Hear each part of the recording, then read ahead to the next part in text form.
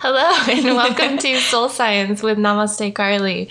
Today I'm joined by my friend Rosemary Fajardo, who is a intuitive soul guide and emotion code practitioner, as well as the founder of Lots of Love Club. So welcome. Yay, thank you for having me. Thank you for joining me. So Rosemary and I go pretty far back. We went to middle school together, which is kind of fun. We were both orchestra nerds. Yep. But we weren't like really close friends throughout that entire time. We kind of reunited, I suppose, in college. We were coworkers. Yep. Working for risk management and safety. Yeah, chemical assistants. Yeah, chemical. Oh my goodness, that's so funny. Especially like where we are now. Yeah. But that's kind of what I wanted to talk about. Kind of how you got into, being an intuitive soul guide, and like how you got into like wellness and like raising your consciousness and all that good stuff. Because when I met you, when I re-met you in college, we were pretty far from that, right? Yeah, super far. Yeah. It's been super cool seeing your journey. And so, yeah, it's cool that we're still like evolving together on a similar path. But my journey kind of started like 2.5 years ago. Me and my friends went to like a random yoga in a park thing, and I met somebody in person that I have been following for like a year or so. And so he said something really weird to me. He was like, "You have Lemurian Atlantis energy." And I was like, "What the hell does that mean?" And so Thanks. Then I found out about like ancient civilizations and past lives, and then I learned about like being galactic and just all these like weird woo-woo things that I just kept diving more into because it was just something that really resonated with me at the time. And so it's been like 2.5 years, and I'm always learning, I'm always growing. And it wasn't until recently when I realized like, oh, this is like being an intuitive soul guide and helping others on their journey to like opening up their consciousness and their hearts, and just really realizing that there's more to their life and like there's a reason why you're here. I forgot where I was going with that, but it's kind of fun because we've kind of come full circle. Yeah. So you had a podcast that was kind of at the beginning of your journey. Like my journey, yeah. Yeah. Was it Conscious Awakening? Yeah. Yeah. And you had me as a guest. Yep. Talking about yoga. Yoga, anxiety, and gut health. Things I love talking about. But it's been really fun to see how you kind of even transitioned from that podcast, Conscious Awakening, to what was it, like you were talking to past lovers or something? Oh, yeah. Well, yeah. Well, I also used to be a videographer, so I forgot to mention that. Yeah. So that's what I used to be before diving in as an intuitive soul guide. And you've always been super creative. Yeah. And like had different outlets. Yeah. So. And so video mainly and photo were my two creative outlets. And like ways how I would make money and, support my income somehow. But the podcast was something I really wanted to do because I love documenting.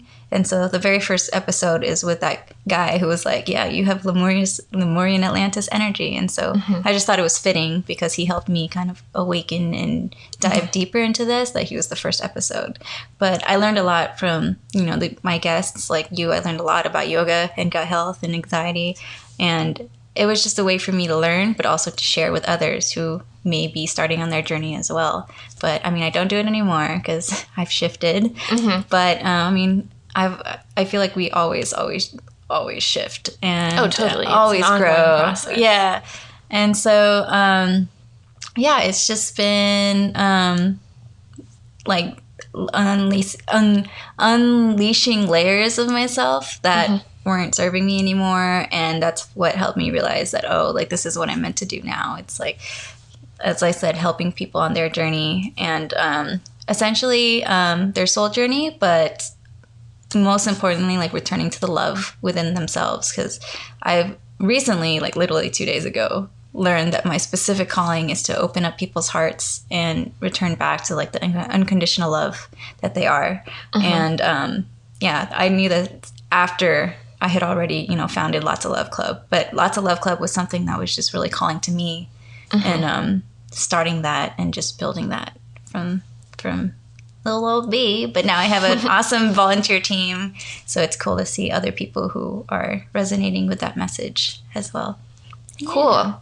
So on the note of like people getting started and kind of discovering their purpose in life, their journeys, and like discovering health and wellness, what would you say about like the role that like the taking care of your physical body had in your journey specifically, and maybe talk a little bit about how you went from being like a little rave baby and a foodie, she was like ultra foodie, to, you know, I would literally conscious eat anything. eating. Conscious eating and like mindfulness as far as like taking care of the physical body. So 2019 was the year where I really had to focus on grounding. Like, not so much that I wanted to, but I had to, like, to get to this point. And so my lover before, J-Roll, shout out to J-Roll, was very, very, very grounded. And that's why he was in my life. He was like here to help me realize that I could be extremely grounded too, because I was always in my head. Like, I always thought a lot, and I didn't have, you know, feelings of anxiety and just like worry and fear all the time. And because I was so like in my head, I wasn't grounded. And so that's why I had to balance myself and really focus on my physical first and foremost. Is that during the beginning of 2019, I used to work a food videography job. And so literally I would get paid to eat, which was awesome. But I realized that I didn't want to do that anymore, because my body was like, no, I don't want you to eat meat anymore. And I don't want you to eat seafood anymore. And it was because I was always in my head. I was very conflicted with myself, of like, oh, like I want to keep doing this, but my body is telling me otherwise. And so really finally stepping out of that and being like, no, this is what I need for myself. That really helped me grow exponentially to where I am today. And meditation has also helped me as well. I used to, when I first started my journey, wasn't really meditating, and I would beat myself up for like not meditating. I'm like, why don't I want to meditate? And I'm like not motivated to meditate. I've been teaching yoga now for 4 years, I think about 4 years, maybe even 5. And I've been practicing for like 9 years, something like that, maybe even 10. No, it's like 9 years. Yeah. And I've only very recently, admittedly, like consistently started doing meditation. Like, I think within the last year and a half is when I like really dove into it. So the fact that you've only been doing this for like 2.5 and like within the last year I've gotten into it, like that's great. And like meditation is hard, so it's not necessarily something that people can just like do like right away and do consistently, because that's a skill for sure. Yeah. But how I did it, I just didn't do it consistently, but I would go to classes, and like it would motivate me to be with other people who would also meditate. So Enchanted Forest was a great way for me to really dive deeper into the rabbit hole and like learn from other people, because that's how I personally learn. Like, I love learning from other people and their experiences. I mean, everyone's different. Like, some people, they learned everything off YouTube, and I'm like, whoa, that's awesome. But I love that in-person connection and learning through conversation. Yeah. Cool. So let's see. Conscious eating, just being more in tune with your body. So you're an emotion code practitioner. So we'll talk a little bit about like what that is and what that means. But first, let's talk about like emotions and like how it affects your physical body and also your mental like well-being, and kind of your opinion on that. Yeah. Well, I mean, because I studied emotion code, I've learned that we all, most of us have trapped emotions. I mean, if you've gone through a really rough emotional time in your life, you most likely have a trapped emotion. And what I've learned is that trapped emotions are balls of energy that are stuck in your body. And they're there because of like traumatic events or really heavy emotional events. And this ball of energy is warping your energy field. And everyone has an energy field. And the longer that stays in there, then eventually it warps it so much that it turns into something physical. Because that's how your body is telling you, hey, there's something here that we need you to like release. And I mean, it can take years. It depends on your body. Like I said, everyone's different. But what I've noticed that a lot of my constant physical pain stems from emotions that I trapped in when I was like 10 or when I was like 5, because I did go through a pretty rough childhood. I don't remember much, but I just knew it was kind of rough. But I mean, because of that, I learned that emotions really affect how you feel today, physically and mentally and emotionally, because everything in the past affects how you act today, is what I've realized through emotion code. So I don't know if that kind of, you want me to just start talking about emotion code specifically? I just want to input real quick. Yeah. I think like when we talk about it, it seems intuitive maybe to us because like that's what we're into. But like a lot of people don't think about like things like stress, which is an emotion, like how it affects us. Like stress is like the number one contributing factor to almost all illnesses or diseases. And it's something that's, you know, lifestyle dependent. It's like mindset dependent. It's like your perspective on things and how you handle situations contributes to how you're feeling physically and mentally. And it basically plays into, you know, your emotions and allowing what you're feeling to kind of, you know, give you those messages. It's really your body trying, or your body or your mind trying to tell you like this is something that you need to think about, sit with, or maybe change or fix. And like the shoulders, like as a massage therapist too, like people are like, oh, my neck hurts, my shoulders hurt, like they're just so tight. And it's like, well, that's one of the number one areas that people hold on to stress. Yeah. And like it's just, you know, it's physical manifestation of that energy.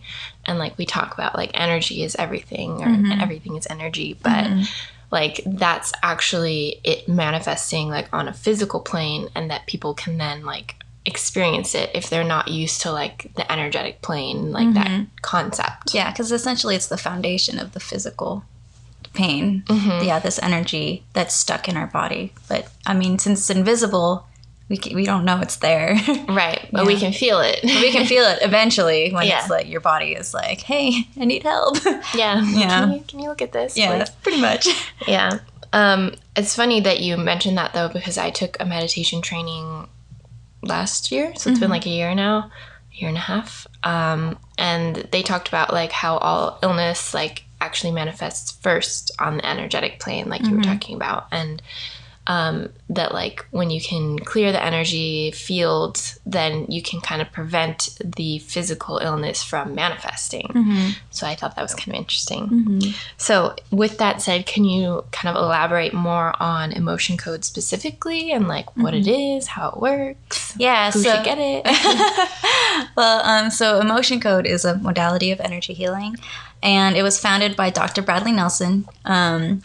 He's a holistic chiropractor, and it's relatively new. I think it's about only 30 years old since he like really not perfected it, but since he launched it and for other practitioners to learn and get certified in.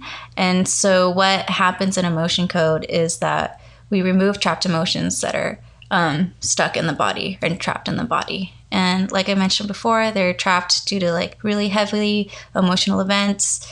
And what it's designed for is to help alleviate any constant physical discomfort, or any like mental or emotional blockages, or constant worry or anxiety. Well, I can't say anxiety, but like anxiousness, or just basically removing the root cause of whatever you're feeling at that time. And another part I love about emotion code is that we can break down the heart wall, which is an energetic wall that's built around your heart, that's also made out of trapped emotions. And how we get to the trapped emotions is that we access your subconscious, because the subconscious knows everything about you. And so how that's done is through muscle testing. And that's when your body answers like yes or no, or a true or false question in a certain way, because that's how your subconscious is showing on like on a physical level how to answer that question. But I specifically use my pendulum, and how I answer, or how your subconscious answers through the pendulum, is that I ask for permission to connect energetically, and then so your subconscious answers through the pendulum, and then we can go ahead and find the trapped emotion, and then find the age that it gets trapped, and then from there you think of the event, or you can say the event that could have happened to cause that trapped emotion, and then I confirm it, and then we release it. And we release it by rolling magnets down the governing meridian, which is an energy center that everyone has. And it starts from the upper lip, and it goes like around the head and down the tailbone. And so rolling the magnets down amplifies the intention to release it. And that's pretty much how an emotion code process is. I know it's kind of like hard to imagine it. Yeah, I mean, I get it because I've had it done. You had it I've done. experienced it, but it is kind of interesting to hear you describe it. But I think that was pretty spot on. Like, Yeah, I'm still working on it. yeah, it's probably easier to just see it in action or experience it for yourself. But I know personally, so I had a session with Rosemary. We talked about like anxiety that was trapped in my hips and I think my rib, because I think I told you I've been practicing yoga for so long, and like doesn't matter like how much I stretch, like my hips are just constantly tight, and I was feeling that it was like there's an energetic component there, because like we talk about in yoga also, like the hips are the place where you store a lot of emotions, so opening them up can be kind of not traumatic, but like a lot to deal with. And just for someone like me who's put effort into like actively opening them physically, I've had such a hard time. So I was like, well, maybe it's like an energetic thing there. Yeah. And it's funny actually, because since we've worked, I've continued, doing the physical stretches, and I've actually seen more progress with hip opening. So, maybe it did work. But it was also kind of interesting. I don't think you mentioned it, but how you can do like past generations and releasing those emotions. I forgot how the 3 different ways to trap emotions. Yeah, so go ahead and talk about this. So there are 3 different ways to trap emotions. First is like from our life, like the experience that we actually go through in this life. And then you can also experience it while you're in the womb of your mother. And how that happens is that your mother trapped an emotion, and because you're, in her womb and you're connected in that sense, she passed it on to you. And then also you can trap it inheritedly, which so your mom or your dad essentially passes it on to you. And if you have it inheritedly or you have it trapped from the womb, then essentially you've had this trapped emotion your entire life. But then, when you experience it in your actual life, it just depends on, when you experience that in your life, and that's how long you've had it. So those are the 3 ways to trap emotions.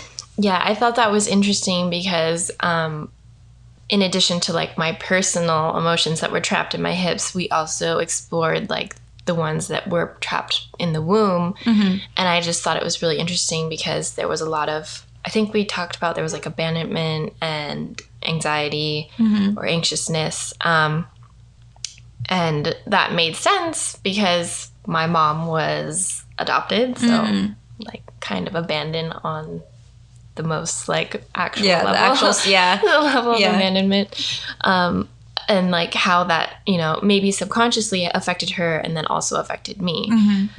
So I thought that was interesting and very kind of insightful.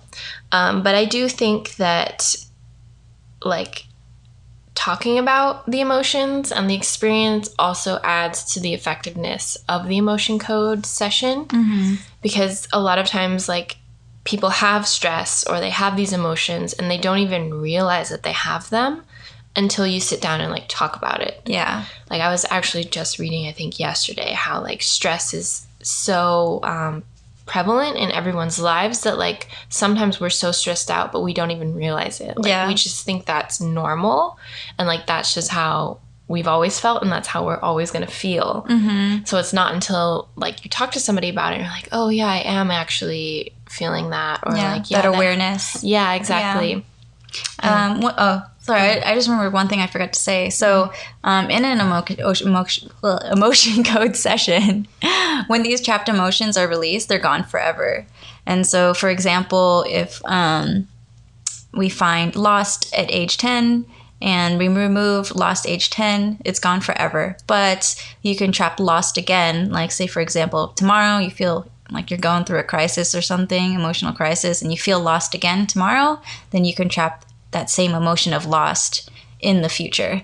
And so that was just something I forgot to mention that's really important because I love emotion code, one, because it gets, straight to the point of like, this is affecting this and let's release it. Yeah. But also because it is essentially like a lasting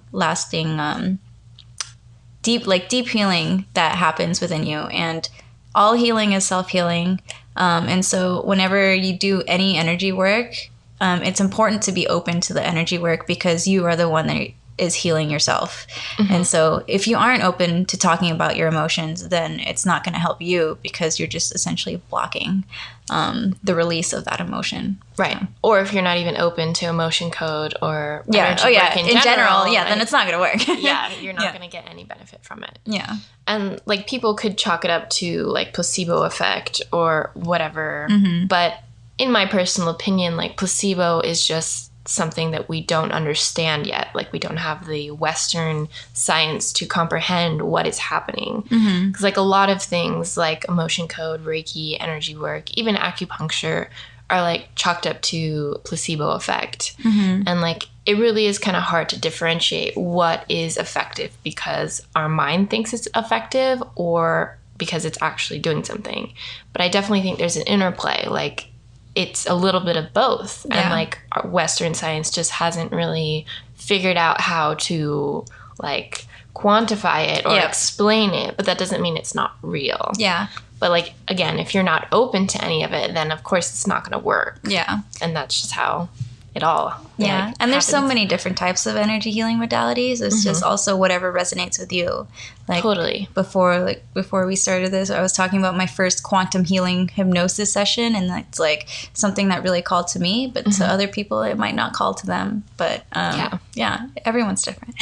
No, totally. And I think when you're ready to hear something, then that's when it gets presented to you. That's how the universe works. 'Cause like even with my clients and like talking about diet and nutrition, I'll say the same thing over and over again, but it's not until they're ready to hear it that they're like, oh, you're right. Like, even if it's like, oh, are you drinking enough water? It's like, you know what? I actually thought I was drinking enough water, but I don't think I actually am. Something simple like that. It's just like, you don't really realize it, but I think, the act of like drawing your attention to it and like putting it out in the open and then talking about it too helps as well. So, you talked a little bit about your calling, how you discovered that it was. Yeah, to open and to expand hearts. And essentially, I'm just all about love. All about love. Because what my quantum healing hypnosis practitioner said was like, it's so crazy that everything that you experienced in your childhood is complete opposite of what you're doing now. So by that, I mean, like, I'm all about like hearts and love and all that. But before, I would constantly like fight with my family. I would always like get into different relationships and always like, get broken up with. And I wasn't really understanding why. But now I realize I had to go through all of that to understand like what like love is and what unconditional love is. And essentially unconditional love is being, because we are unconditional love. And why I explained in my first workshop about ways to practice self-love in 2020 is that we like when we come out of the womb, we're just like pure unconditional love. And like babies don't know English or taxes or bills, and they don't get stressed out, but they don't discriminate either. Yeah, right? They don't see color. They don't see race. They don't see so education. they're just being like pure beings of unconditional love. But as we grow up, most of us get fed information that isn't love. I mean, and like they shut us down essentially, and so it causes us to think otherwise. And so, yeah, pretty much my calling is to help people realize that they are beings of unconditional love, and you can do something about it, and to release all those layers that are preventing you from being that unconditional loving being that you were when you first came out into this planet. Right. And so yeah. I mean, that sounds awesome to me. I know some people who are listening are like, what are they talking about? Like, it's so woo woo. But the more, like you said, it's kind of a rabbit hole. Like the more you get into like elevating your consciousness, exploring light work and energy work, the more it just kind of clicks and makes sense. But you are the founder of Lots of Love Club. So kind of it fits your calling. Yeah. Totally. So, but I founded it before I found out, like, solidified that this is my calling. So it was just me really following my intuition and being like, okay, I really feel like I should make Lots of Love Club. And basically, Lots of Love Club is connecting souls, expanding their consciousness of love. That's like our mission. And so we focus on 3 pillars, which is love for self, love for others, and love for the environment. And it's pretty much like it's community driven, and it's really focused on education as well. And we have monthly workshops. Finally just started 2020. And so it's just it's cool to see it grow, and see it grow with volunteers who are willing to, put their time and effort to help this grow as well. Because at first, I've always been the type of person to do everything myself. Like especially when it came to videography or photos, I'm like, I'll just edit and shoot and do everything myself. But having Lots of Love Club really helped me realize that I can't do this alone. I have to have a team, and even if I can't pay them now, like, I want to pay them back in some sort of value. And so I do like a motion code for them, or like whenever they need help, obviously I'm there for them, or they get to go to the workshops for free. And so, I'm all about that equal exchange, because everything, I feel like, there's a karmic cycle to everything. And right. And everything is energy. Like everything is energy. Whether that's like putting your time into something, you're still putting your time and energy into it. And just having that equal exchange is always nice. So what would you say is like important as far as like self-love, and then the importance of having a community like Lots of Love Club? So for me, the one thing that really helped me on my journey is that to be gentle with myself. Because like I said, I used to beat myself a lot. Like, I would be my own worst critic, essentially. But everyone is. But then I realized it's because I was allowing myself to be my own worst critic, and I was telling myself that I was my own worst critic. But once I changed that dialogue and I started to become more gentle with myself, and I was grateful for myself for doing this, even though it didn't go as well as I wanted it to go. It's just like story of my life. Everyone's life. Just practicing that gentleness towards myself and that compassion towards myself also allowed me to be more gentle and compassionate to others. And I also used to judge myself a lot. I'm like, oh, my photography is not that great, or I know, past me. but Carly then has always loved your photography. But it was that too, that in regards to like not judging myself, then that helped me not judge others. Because one big thing that always resonates with me is that we're all reflections of each other, and so everything that you do for yourself is projected onto others, and vice versa. And so just being gentle with yourself in everything and anything that you do. That's pretty much, I know it's very general, but even with like when you have thoughts that make you feel like low or confused or conflicted, what I do now is that I thank them, because it allows me to release them. I think we talked earlier about like not being aware. The text post I posted on Lots of Love Club yesterday was, I thank my triggering emotions for showing up, so I have one more time to release them. Because if they weren't triggering you, then you wouldn't know it's there. But because they're triggering you, it's like you can work on it, but only if you want to put that awareness and effort to work on it and to release it. Otherwise, it's just a cycle, and it's going to keep coming up. Otherwise, it's just going to keep coming up. And so that was a big lesson that I learned with my mother, because we used to fight a lot.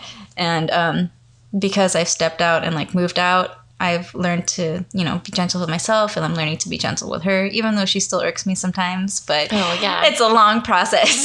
Totally. It's an ongoing process. And I think that resonates with everyone, like on some level. It can be, family triggers, partner triggers, work triggers, even something as simple as like diet triggers, like why you're doing something the way you're doing it. Like, especially if whatever you're doing like makes you unhappy or like you're not, like glad that you're doing something, like sitting and thinking about like, okay, well, why am I doing this then if it's not bringing me joy? You know what I mean? That sounds like Marie Kondo. I know, I was going to say that too. But really, like, all things in life. Like, sometimes we have situations, obviously, that we can't leave or, like, can't change maybe right away, like a job or a partner or a family situation. But recognizing it is, like, the first step in fixing that relationship to whatever it is. So, what would you recommend then for people who are kind of starting their journeys or want to explore higher levels of consciousness and kind of like, get started or kind of maybe follow in your footsteps a little bit? Honestly, I think, like, I know you don't really do the podcast, but Conscious Awakening is good because it was like you getting started, you like exploring all these things, and then it's a good like entry point for people who are not familiar with like energy work or other modalities of healing and that sort of thing. So what else could you recommend then? I would just like overarching like general sense is like take what resonates and leave what doesn't. And it's like what you said when you were trying to, say things over and over again, and then finally it clicks. Well, like if something does click for you, like dive deeper because it's something, it clicks for a reason. My hypnosis practitioner explained it with like as a key that like you just unlocked within yourself, and then now because it's presented to you and it resonates with you, just like keep going further into that. Yeah, the door is open, so just keep going through.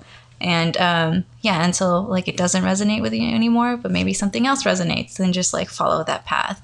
Because essentially that's you like following your intuition. And I grew up always following my mind, and so that also is what led me to beating myself up because I was just always in my head. But once I finally listened to my heart and my intuition, it's just like opening up so many doors everywhere. It's like, oh my gosh, I don't know which door now.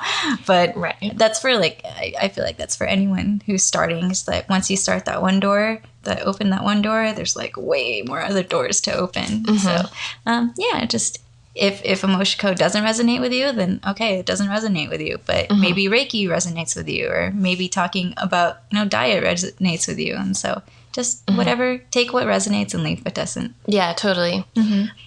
So in general, though, how would you say you feel? Like, so you talk about being like stuck in your head and then like moving into your heart space. So just like in general, like your life, how, like, do you feel as stressed? Do you feel as anxious? Do you feel like as, stuck in your thoughts as you used to?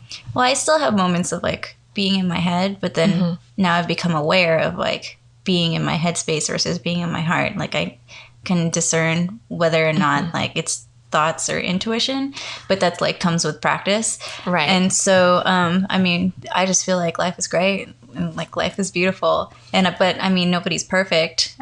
Last week I felt super demotivated and just didn't want to get up from bed. Right. And so, but I feel like because I finally feel like I am my entire life, I've always wondered, why am I here? Like, what's my purpose here? But that's just me. Like, I've always wanted to find out what my purpose is. And now that I've like found out, and I'm just like, okay, well, now I'm just riding on the wave and just living life. And so, it's been beautiful. But that's great. I think it's also great that you mentioned that like you have your highs, you have your lows, and like everything, wellness, happiness, life, it's not linear. Like it's up and down, it's cyclical, it's it's all over the place. And just really finding tools and modalities, things like emotion code, yoga, Reiki, or just eating better in general, like those are all just tools to like help you enjoy your journey more. Yeah. Right. And speaking of tools, so like one of the tools in emotion code is magnets and like to release, right? And so during my session, I actually realized that I don't need magnets because our bodies are magnetic, like our fingertips are magnetic. And so, I actually did my first emotion code session with just my hands, like instead of my magnets. And that really helped me realize that like, whoa, we as like humans are a lot more powerful than we think. And so that's why I always stress like healing is always self-healing. Like if you don't feel like you can do it, well then that's what you're telling yourself. Yeah. But if you believe that you can, have this ability to help yourself, and then that's, you never know until you try. And you never know what doors it'll open. So yeah. That's awesome. Yeah. So where can people find you on the internet? For me, for what I do is like emotion code and intuitive soul guidance, I have a website, rosemaryfajardo.com, and then also my Instagram, rosemary.fajardo. And then those are like the two that I'm active on. And then for Lots of Love Club, all the handles are Lots of Love Club, and the website is lotsofloveclub.com. Cool. Do you have any, so you mentioned monthly workshops. I know you just had one. Do you have one for, shoot, I don't know when this episode's coming out. Yeah, so never mind. No, it's Check for monthly workshops.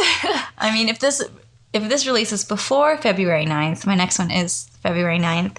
Okay. And the workshop topic is celebrating heartbreak, transmuting the negativity of breakups, because talking about relationship is something I'm really passionate about. That's funny. Yeah, so yeah, I'm excited for that. Okay, cool. Well, I'll hopefully check that one out. Yeah, thanks. So as always, if you like what you're hearing, please show your support by liking and subscribing. This podcast is currently on Spotify and making its way onto iTunes soon, hopefully. You can find me on YouTube, Facebook, and Instagram as Namaste Carly. So thank you so much for listening, and thank you so much for joining me today. Yay, thank you so much. Until next time. Yay, until next time. Namaste.